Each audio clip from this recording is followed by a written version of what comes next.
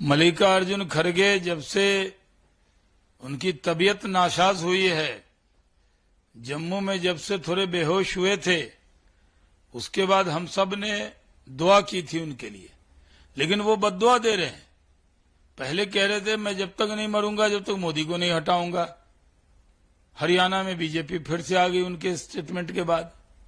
अब वो जिस तरह की भाषा बोल रहे हैं, खड़गे साहब इतने बुजुर्ग हैं, उनके लिए कुछ बोलने में भी हम लोगों को दिक्कत होती है, क्या कहा जाए। लेकिन जो उनके प्रवक्ता जिस तरह की गाली गलौज की भाषा बोलते हैं, वही जबान आजकल खड़गे जी बोलने लगे। ये बहुत दुखद है। देखिए, राष्ट्रवादियों को टेररिस्ट और राजद्रोहियों को नेशनलिस्ट साबित करने की जो मल्टीनेशनल सर्टिफिकेट सेंटर है कांग्रेस पार्टी का, वो हार की हताशा में इस तरह का तमाशा करता हुआ दिखाई पड़ रहा है।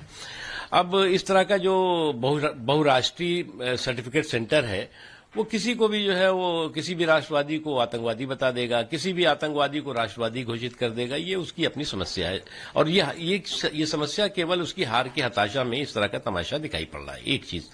दूसरी चीज ये कि आज देश में दिक्कत उनकी ये नहीं है, दिक्कत ये है कि उनकी जो नरेंद्र मोदी जी के प्रति नफरत है, वो नफरत उनकी समस्या बन गई है और उस नफरत की लौ धुन में और उस नफरत की सनक में वो उनका सुपड़ा साफ होता जा रहा है।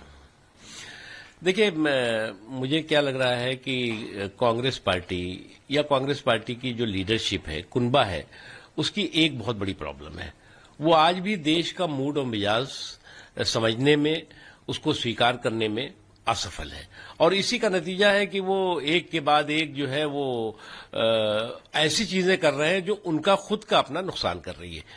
अभी हरियाणा का चुनाव खत्म हुआ, आंगन में कलह थी और अखाड़े को जो है वो कोप हो रहा है, उनका कोप भाजन बन रहा है अखाड़ा। आंगन में कलह है और अंपायर पर जो है वो हमला हो रहा है कि साहब जो है ये जो हमें जो हराया गया है वो तो हमें तो लूट लिया मिलके हुस्न वालों ने। तो ये जो इनकी प्रॉब्लम है, ये प्रॉब्लम ये नहीं है, प्रॉब्लम ये है कि आज भी ये एक्सेप्ट करने को तैयार नहीं है कि इनकी जमीन जो है वो ऊसर हो चुकी है।